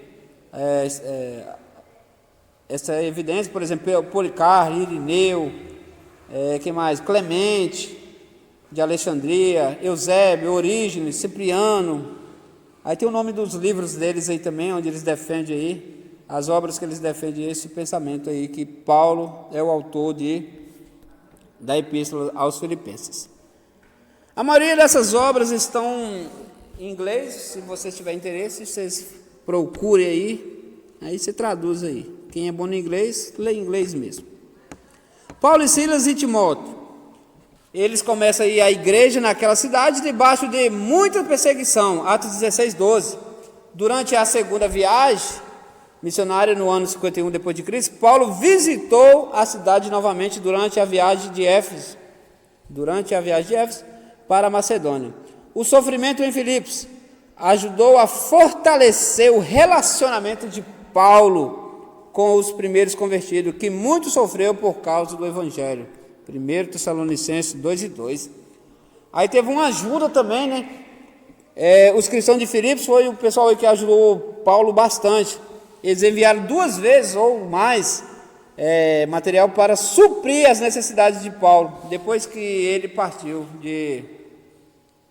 E aparece que teve mais outra vez lá que ele também, o povo viu outra vez ajuda para Paulo, porque nessa ocasião que Paulo estava aqui, Paulo ele tinha muito cuidado em receber a ajuda de certas igrejas, porque Paulo ele não recebia você vai ver que Paulo, vai chegar um momento que Paulo ele vai trabalhar, ele vai curtir couro, para ele não pegar a ajuda da igreja, porque a igreja não estava preparada para ajudar, para abençoar o obreiro. Então ele tinha esse cuidado de preparar a igreja. Por exemplo, a igreja de Filipos aqui era uma igreja que estava preparada para ajudar, para cuidar do seu obreiro. E ele tinha esse cuidado de não aceitar ajuda assim, logo de cara da igreja que ele estava ali cuidando. A perseguição, né? Pareceu que os judeus, ali na questão da perseguição, os judeus não se opuseram a Paulo, porque a perseguição em Filipos veio pelos empresários que lucravam com adivinhações de uma donzela. Vocês conhecem isso aí, não conhecem?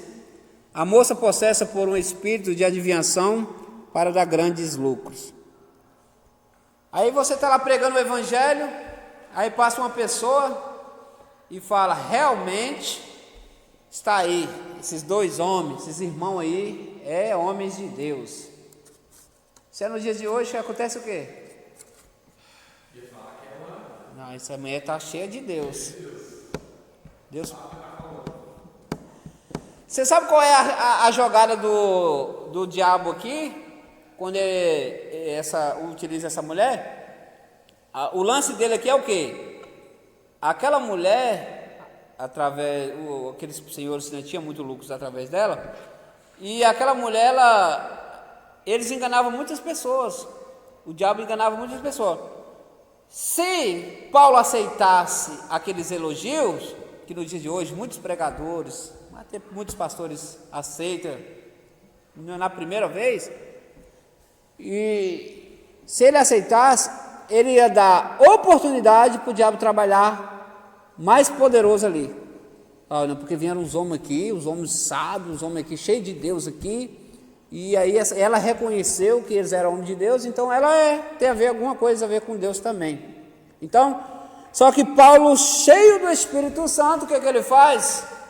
Ele repreende, e automaticamente, a mulher estava elogiando, só para entender que a mulher estava elogiando, não estava xingando eles não, estava elogiando. Ele expulso. Paulo preocupa ainda que a igreja de Filipos estivesse livre da influência dos judaizantes, não estivesse no caso, né? Ele precisava ser advertida sobre perigos iminentes dos falsos mestres, Filipenses 3:2, porque esse tipo de influência perversa havia cometido a igreja da Galácia. Então Paulo estava tendo todo o cuidado aqui, porque o pessoal batia em cima, irmãos, no quesito aí, onde tinha os irmãos, ele falou assim, não, realmente, mas vocês têm que fazer isso e isso. O pessoal era novo, o pessoal não tinha experiência, e acabava cedendo. Quando ia ver, eles já estavam cometendo as práticas mosaicas, já estava todo mundo fazendo a mesma coisa lá do passado, sendo que Paulo não pregou nada disso para o povo, mas aí eles acabavam aceitando essas coisas. Por isso que, se tem um exemplo na Bíblia de crente, vai ser sempre os bereanos. Os bereanos ali, eles só glorificavam se eles consultassem e se visse que com fé eles glorificavam. A Bíblia fala que eles só glorificavam se conhecer. E até comentei recentemente sobre isso aí. O que dá de gente glorificando, pessoas proferindo coisas malignas, e a pessoa glorifica. Eu até usei aí o termo aí, o caso que eu contei aí, que o camarada foi pregar e ele falou assim, tem um homem de branco passando aí, o pessoal, glória a Deus e não sei o que, agora está passando as irmãs alegres, agora está chegando no altar, e quando eu olho, está todo mundo pulando, ele falou assim, esse homem é o diabo. E a galera está repreendida, mas vocês não estão pulando aí? Então, é uma realidade, é uma coisa que acontece. A pessoa não sabe, não consegue mais discernir. É por isso que as pessoas falam que a teologia ela esfria o crente, mas ela não esfria o crente, ela só apaga o falso fogo. Então, essa questão aí. Mas se bem que se o camarada tem que tomar cuidado, que ele não pode, é até bíblico isso, ele não pode por adquirir um conhecimento, achar que quem não tem conhecimento já não serve ali para ele ter contato. Então ele tem que ter esse cuidado aí também, porque aí que entra aí o fanatismo, que entra aí o radicalismo também. Paulo se preocupa, sobre a influência lá do judaizante. Aí o ponto 3 aí dos Filipos. O objetivo da epístola é amplo, não apenas agradecer, que Paulo ele vai agradecer pela ajuda aí, foi 3 vezes que eles ajudaram ele no seu ministério financeiro, mas ele também, ele cita aí Epafrodito aí, e expressa àqueles irmãos o amor e a compaixão, e exortando a uma vida com Cristo, alertando contra os falsos mestres. Pode ver que Paulo, ele ia agradecer, ele ia elogiar, mas ele sempre falava, cuidado com os enganadores, cuidado com os falsos. Ele está juntamente ali com o Epafrodito. Percebe-se, no entanto, que naqueles crentes eram mentalmente lentos em algumas coisas, porque 2 mulheres estavam tendo contenda lá, a Evódia e Sintique, não se entendia em algumas coisas e causava problema. Talvez ela estava brigando por uma sala ali para apresentar alguma coisa e ele estava tendo dificuldade. E foi um caso que foi levado para Paulo também. Aí Paulo ele vai olhar aquela situação simples, uma situação boba, e aí eles estavam tendo dificuldade, não estavam conseguindo resolver. Então por isso que aí dá a entender que os irmãos eram meio lentos aí, não era muito ágil, porque coisas simples estavam agarrando eles. A epístola pode ser dividida em 3 partes. A primeira é a palavras de encorajamento, de amor aos crentes de Filipos. Paulo ele dá incumbência a Epafrodito e do ministério que teria entre os irmãos dali. Aí a outra coisa, essas 3 partes que é dividido, Paulo também exorta os filipenses aí para precaver contra os legalistas, os judaizantes. Esses legalistas aí, eles são aquelas pessoas assim, que eles chegavam e dizia que você tinha que cumprir ali, você tinha que focar ali nos costumes, você tinha que levar o pé da letra ali, Uma coisa dos legalistas era que quando eles mantinham só para eles, beleza, mas eles cometiam aquelas práticas e queria que os outros issem pelo mesmo caminho. Então, outra vez aí, Paulo ele vai alertar. A terceira, Paulo adverte a todos os membros da igreja agradecê-los por sua ajuda financeira, concluindo com a bênção de saudação. Sobre a epístola, ela foi escrita em Roma durante a prisão de Paulo, conforme relato em Atos 28 e 16 e 30 e 31. A confirmação dessa verdade está na referência à casa de César, Filipenses capítulo 4, 22, e ele estava ali no palácio, né? Depois de 2 anos em prisão domiciliar, Paulo teria sido julgado e enviado à prisão. Ele estava preso em casa, depois foi mandado ali para o cárcere. Em nenhuma epístola ele demonstra tanto carinho e amor como nesta, né, de Filipenses, capítulo 4 e 1. Parece faltar ali palavras para expressar aí o entendimento, que ele vai usar aí a expressão minha alegria de coroa, pedindo-lhes permanências firmes no Senhor. Então ele vai elogiar, ele vai ser muito grato aos irmãos ali de Filipos.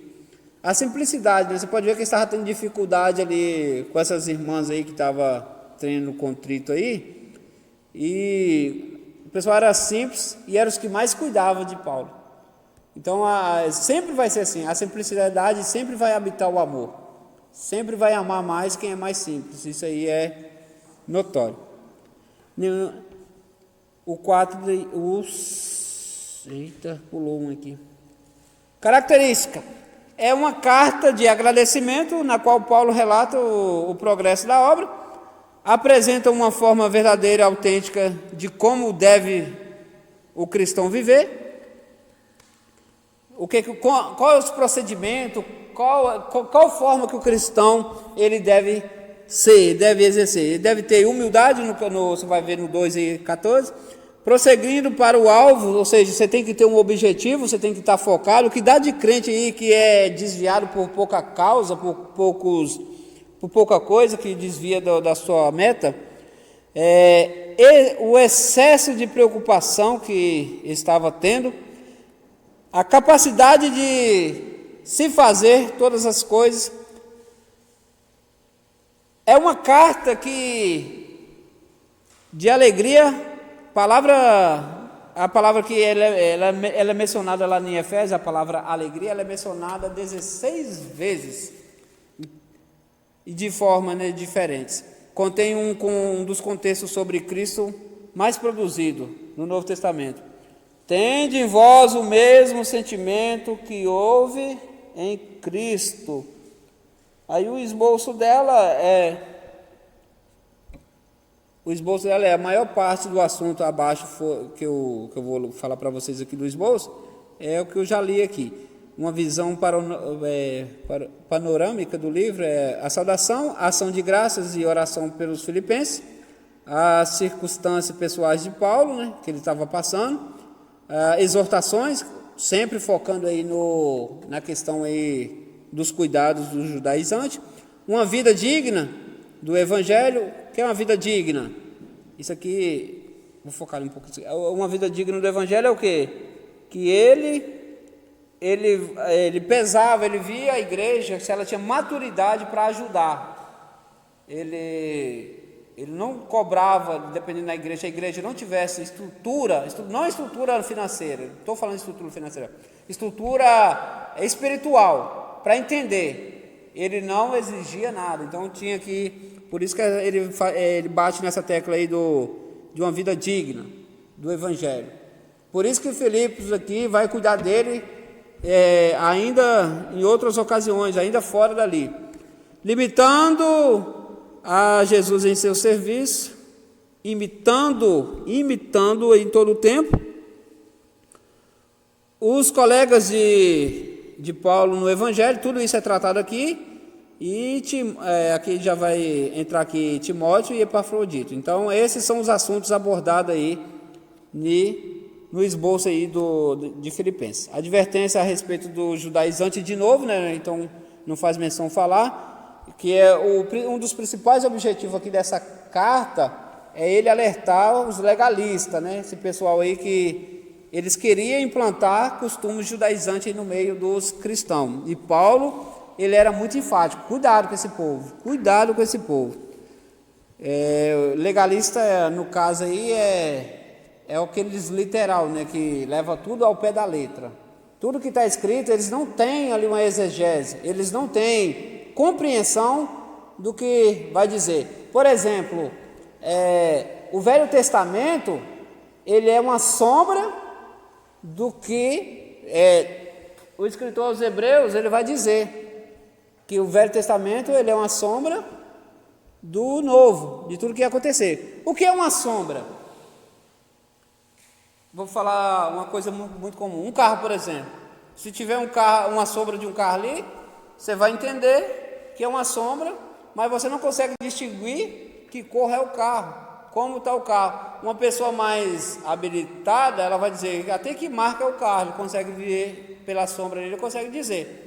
Mas você não consegue dizer se o carro está limpo, se o carro está sujo, se o carro que cor é o carro. Então, a gente entende que os escritores hebreus escrevem que ali é uma sombra, ali é um relato, um preparamento para a aplicação do Novo Testamento. Então, os legalistas, eles levavam muito ao pé da letra, eles não tinham entendimento de compreender, porque eu estou falando de sombra, que o Velho Testamento é uma sombra, então tem que ali, existe, irmãos, na compreensão da Bíblia, existe uma interpretação que ela é progressiva, ela vai acontecendo mediante ao que você vai vendo. Eu até falo sobre isso num vídeo lá sobre espiritual e corpo, que existem as dispensações. Então nós temos que entender essas dispensações para não embolar, para não meter os pés pelas mãos. Fazendo isso, nós temos que entender que hoje a dispensação do momento é a dispensação da graça. Então, com base nisso, nós só vamos saber isso através de revelações progressivas. Como que isso acontece? Lá na dispensação lá da lei, eu não conseguia entender a dispensação da graça. Aí, com o tempo, a revelação progressiva foi passando as dispensações, eu cheguei aqui e eu consigo compreender isso. Entende? Só aqui eu consigo compreender porque é uma revelação progressiva. Então, por isso que muitos não conseguiam distinguir, muitos não aceitavam. Por isso que não era falado de trindade. Lá no passado, embora a trindade era relatada diversas vezes, porque eles não estavam preparados para compreender isso aí. Hoje é mais fácil para nós porque nós temos o Novo Testamento, ou seja, nós temos a Bíblia completa. E eles não tinham aí tudo isso para compreender. Os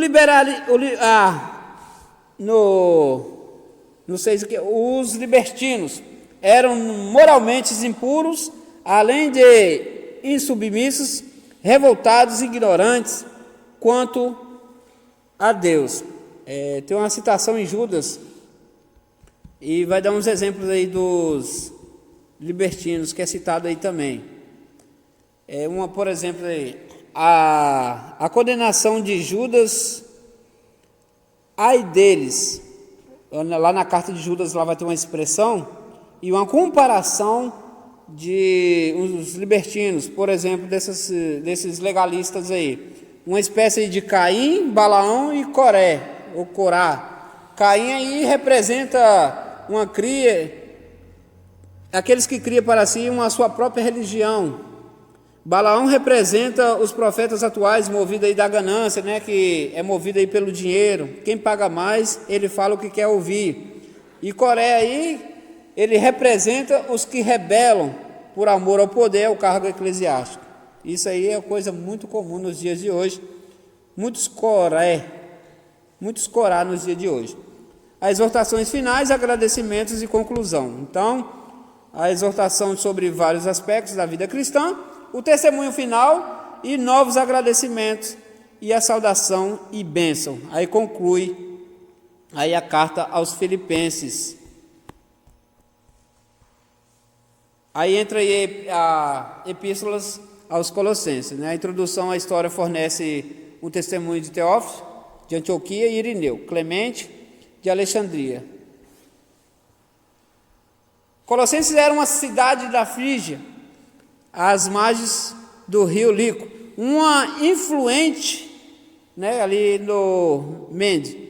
A igreja dessa cidade era composta, em sua maioria, de convertidos gentios. Aqui era onde eles mais atacavam, onde os judaizantes, essas pessoas, os legalistas gostavam de aproximar. Alguns comentaristas acreditam que Paulo não teria sido o fundador dessa igreja, né? O nome citado aí, para essa, que sugere que tenha fundado essa igreja aí, por quanto não se viram face a face. Ele tem um texto que ele vai dizer, né? Que ele desejava, ele queria encontrar com o povo frente a frente. O texto de Colossenses 1:7 sugere aí que Epáfras foi o iniciador de Colosso. O objetivo aí da epístola, o alvo da epístola é reagir contra os ensinamentos falsos. Vocês entendem que todas as epístolas ele bate na mesma tecla? Então ele está... O foco de Paulo era ensinar o povo, não dê ouvidos a esse povo. Você pode ver que lá nos Tessalonicenses também ele escreve para tomar cuidado com essas pessoas, com o espírito de anticristo, ele já está aí. Então, o foco maior de Paulo era sempre advertir. Ele ganhou o povo, ele tinha esse cuidado. Ele ganhou os crentes, né, embora que não seja uma igreja talvez não fundada por ele, mas ele tinha cuidado, vai acontecer isso. Vai acontecer isso. Então ele antecipava os povos. Então é isso que nós temos que fazer. Você pode ver que tem muita igreja que está focada em recursos financeiros, em bênçãos materiais, e não adverte a igreja sobre a chegada do pecado. Aí quando vai ver, aí já não tem controle mais.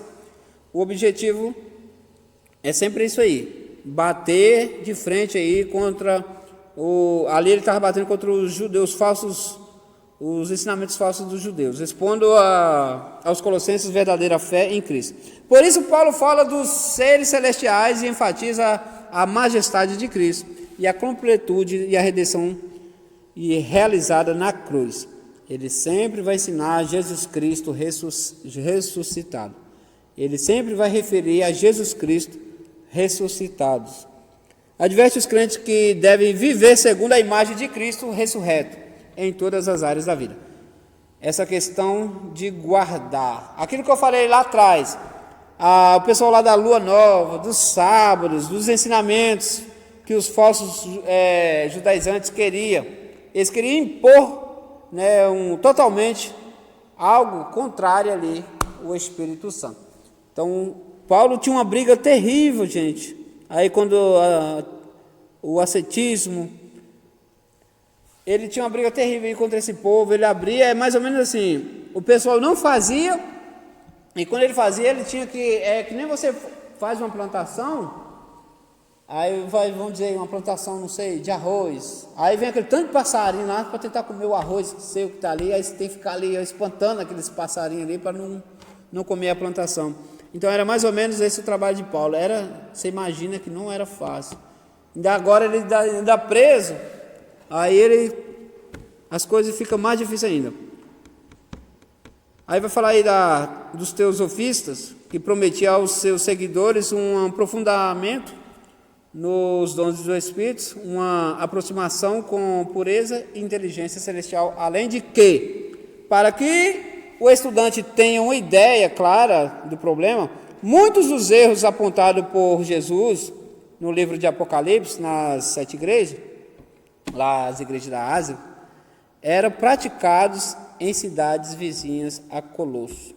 Então, o pavor de Paulo aqui é porque Colosso estava muito próximo ali das igrejas da Ásia, onde aconteceu tudo aquilo que vocês viram que está declarado lá em Apocalipse, no início ali de Apocalipse, né, que vai ter ali só 2 igrejas ali que estavam 100%, que era qual elas? Era Esmirna, quem era a outra?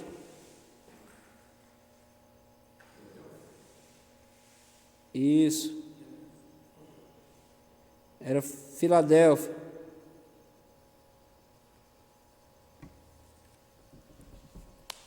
Então, o medo de Paulo ali é porque tinha igreja ali que já estava contagiada. Por exemplo, ali, tinha a igreja de Tiatira ali, já tinha ali a doutrina de Jezabel, né? Já estava ali. Aí, em Pérgamo havia os que defendiam os ensinamentos dos nicolaítas, os ensinamentos de Balaão. Então, esse era o pavor dele. Engraçado, só foi o Ministério de Filadélfia, não foi o Ministério de Esmirna, o Ministério de Éfeso. Tiatira. O estilo é peculiar e segue chega a influência do grego em palavras como filosofias, vãs, sutilezas, em Colossenses 2,8, a expressão os expôs publicamente, Colossenses 2,15. Indica que o autor conhecia as festas romanas e que havia desfiles de soldados derrotados perante o imperador do povo de Roma. Ou seja, ele ganhava as guerras e obrigava os soldados a andar desarmados, né, estava até quase nu no meio do povo e eram hostilizados. A cidade de Colosso, anos antes de Paulo, tinha sido uma cidade de primeira grandeza na Ásia Menor, atual Turquia, mas depois foi suplantada pelas cidades de Laodiceia e Herápolis. Essas duas últimas cidades mencionadas na carta provavelmente tiveram igrejas abertas por Epáfras. Então tem um camarada aqui que estava fazendo a obra fortemente. Local e data, deve ter sido escrito em Roma durante o seu tempo de cadeia. Paulo estava lá, 28 de Atos, nós vamos ver isso aí. Na introdução da carta aos Efésios, o estudante viu que 3 epístolas de Efésios, Colossenses e Filemão, foram enviadas na mesma ocasião, antes da morte de Burro. Paulo gozava de certas liberdades ali na prisão, né? Ele teve temporada na casa dele, ele recebia... falar nisso aqui, que ele gozava de uma liberdade, é que quando ele vai falar que a visita ali dos irmãos, ele tinha como um cheiro agradável, fazia bem, porque ele estava jogado em prisão, e as prisões daquela época lá, a gente imagina que não era coisa que prestava. Aí nessa questão de gozar de uma certa liberdade, é que ele podia receber, porque nas prisões naquele tempo, quem cuidava dos prisioneiros eram familiares, eles que tinham que se virar e fazer alguma coisa. E aí Paulo, ele tinha aí essas visitas, né? Ele recebia essas visitas, e aí era o que alegrava, o que consolava ele um pouco ali naqueles momentos. A epístola aos Laodicenses, você sabia, né, que tem a epístola aos Laodicenses? Foi escrita antes de Colossenses, mas provavelmente enviada a Laodiceia da mesma ocasião de Colossenses. Já ouviram falar dessa epístola de Paulo? Ele escreveu uma epístola a Laodiceia. Só que provavelmente essa epístola ela se perdeu. É igual o 1 Coríntios. 1 Coríntios não é a primeira carta aos Coríntios. Ele tinha feito uma outra carta, mas aí teve a ocasião aí de fazer essa carta aí de 1 aos Coríntios. O perigo da filosofia, cerimonialismo. Paulo contestou as regras severas a respeito das comidas, bebidas, das festas religiosas. O pessoal tinha muito isso aí. Ele alertou sobre a prática da circuncisão, que os judeus insistiam em estabelecer. Então, eu já falei para vocês que ele bateu contra isso aí, porque ia ser muito complexo, ia rejeitar a graça se eu fosse por esse caminho aí. Se a igreja tivesse adotado a prática da circuncisão, o evangelho ficaria restrito só aos judeus. Então, não poderia sair para fora. O asceticismo, existe lado positivo e negativo. A adoração e a invocação aos anjos aí do lado do asceticismo aí. O lado bom do asceticismo era que, como disciplina física, é bom, porque quer vencer e precisa ser disciplinado. Só que aí tem um lado negativo também, né? Que quando o ascetismo se torna uma regra para todos, e não para um indivíduo, eles querem que todos ajam da mesma maneira e fere aí a liberdade cristã, que nós somos livres. Só que muitos crentes não entendem o que é essa liberdade. É tanto que Paulo fala aí sobre as comidas aí, introduz aí falando sobre comidas. A liberdade de Cristo, ela faz com que você quer comais, quer bebais, tudo seja para a glória de Deus. Se você vai comer algo e aquilo não te acusa, não te condena, não tem problema nisso. Mas aí você vê a pessoa também, aí você tem que avaliar o seu comportamento, como é você com Cristo. Porque às vezes a pessoa também está toda desconcertada, isso aqui nem me condena. Lógico que não tem mais o Espírito Santo, nada condena. Então a pessoa tem que ter esse cuidado também, se atento a isso aí. Por isso Paulo enfatiza que em Cristo habita corporalmente toda a plenitude de tempo.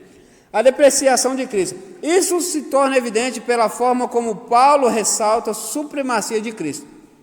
A supremacia de Cristo é destacado por Paulo porque a teosofia oriental dos gnósticos afirmava que o Filho de Deus apenas se manifestaram ou tiveram uma aparência física e que Cristo da cruz era apenas uma aparência e não uma realidade. Por isso Paulo enfatiza que o Cristo habita corporalmente toda a plenitude da divindade. Ainda Cristo sendo humano, habitou em Cristo corporalmente toda a plenitude de Deus. Conhecimentos secretos. Nós cristãos, nós somos um povo aberto, nós não temos essa questão de segredos. Então, e você vê muita coisa que você tem que atingir um grau, por exemplo, aí para você atingir aí, para você conhecer, para você ter entendimento. Não é próprio da nossa doutrina manter mistérios ocultos. Com nós aqui não tem. Com a igreja de Deus não tem mistérios ocultos. Porque é tanto que tiver escondido, o que os olhos não vê, o Espírito Santo revela. Mas é o ditado, né? O que os olhos não vê, o coração não sente. Mas no nosso meio, o que os olhos não vê, o Espírito Santo revela. Então, com base nisso aí, que só serão revelados, né? Esse pessoal aí, eles eram cheios de segredos. Os gnósticos, disso eles já que estavam que o real é quem Paulo ele vai enfatizar muito, ele vai dizer aqui, que o foco aqui é Cristo. Paulo apresenta Cristo ressuscitado. Então é isso que eles tinham que ter em mente. Assim, qualquer mistério oculto que está revelado em Cristo, para tanto basta manter intimidade. Assim, nós não precisamos chegar, você é um diácono e você não pode ter esse contato. Não existe nada disso aqui. Aqui é uma pessoa, é qualquer crente que talvez há quem diga que talvez até aqui que surgiu aqui aquela questão lá do bispado lá do papado lá em aquelas partes de indulgência que privava as pessoas da Bíblia, que tinham que fazer tudo. Há quem diga que isso tem iniciado aqui, já lá no tempo de Paulo. O clero, né? Na verdade a palavra seria essa. Não tem o clero lá que tem lá o Papa, que é quase um deus, um semideus, depois vem isso aqui, e tem que ser poderosão, tem que ter muita riqueza. Então, tudo com base nisso aqui, você tinha que atingir um nível para depois você ir chegando. Só que as coisas de Deus, o verdadeiro evangelho não. Nem posso, você aceitou Jesus hoje. Se você se entregou, Ele te batiza hoje mesmo com o Espírito Santo, você tem acesso a Ele, você ouve Ele falar com você. Então aqui eles faziam essas etapas, e aí tudo visão aí é o materialismo. Então com isso aí, com base nisso aqui, possa ser que aí surgiu aí o clero. E aí o esboço, a introdução, a saudação, a bênção de graça e a oração. Aí a supremacia de Cristo, a labuta de Paulo e a favor da igreja, um mistério por amor à igreja, a solicitude pelo bem-estar espiritual dos leitores. Aí tem o ponto 4 aí do esboço, livre dos regulamentos humanos mediante a vida com Cristo e regras para viver santo. E, por último, saudações finais. Então, o que nós mais vimos nessas, se vocês não leram, tenta, pratica ler para vocês, vão ver que o foco aí sempre é alertar. Uma coisa que a gente vê nos dias de hoje, nos nossos meios, é que nós ganhamos muita gente aceita Cristo. Só que uma coisa que nós não temos é o cuidado. Sabe por que isso acontece? É mais ou menos assim, igual aceitou uma pessoa aqui ontem. Aí a gente só esperamos pelo pastor da igreja para cuidar. Eu lembro que teve uma época aqui, o Bruno estava aí também, que todo final de semana aceitava uma alma aqui. Todo final de semana aceitava uma alma. Só que você não via esse povo. Mas é por quê? Foi no calor da emoção? Não. É porque nós ficamos esperando pelo pastor da igreja. É mais ou menos assim, você vai ver igrejas, isso é até vergonhoso para a gente, que nós temos que ser assim, você vai ver igreja, que a pessoa chega, ela só passou ali mesmo, mas a forma que ela foi abordada, que ela foi recebida, naquele dia mesmo ela se transforma, não nem pela pregação que foi pregada ali, mas pela abordagem que teve ali, ela se converte. E aí essa questão aí das pessoas que levantam a mão e se convertem, é dever da igreja. Você pode ver aqui, ó, que Paulo ganhava as pessoas e falava assim, cola aqui comigo, vai acontecer isso, vai acontecer isso. Nós abordamos muito isso em família cristã, é você antecipar o seu filho dos perigos inevitáveis que vai vir. Então você vai, meu filho, vai chegar uma hora na sua vida que vai acontecer isso, isso e isso. Por isso que o papai já está falando, por isso que a mamãe já está falando. E quando isso acontecer, você conta para o papai. Aí quando ele estiver vivenciando, quando esse novo convertido estiver vivenciando isso, ele vai lembrar, o Johnny me falou, o Saulo me falou. Então, rapaz. Aí ele vai fazer o quê? Ele já vai saber se defender. Só que nós não temos esse cuidado. Nós não ligamos para a pessoa nós não pegamos o telefone, às vezes até pega, mas nós não ligamos. Inclusive é uma coisa até para a gente se atentar. Nós somos o grupo responsável por isso. Ganhou uma alma, vamos cuidar, vamos trazer, vamos buscar, junto ao grupo, vamos buscar essa pessoa. E você vai ver o quanto que a igreja cresce e Deus se agrada disso. Aí entra, mas para ter isso, aí entra aquilo que é a igreja, que é comunhão. E a gente não está muito lá para a comunhão, se você for olhar certinho. A gente não está amando como a igreja, como Cristo exige que nós amamos. Então, que nós devemos ter esse cuidado, nós devemos se atentar a essas coisas, esses detalhes, às investidas do inimigo contra a igreja, que muitas das vezes se encontra desprevenida aí. Amém? Emoções, sentimentos?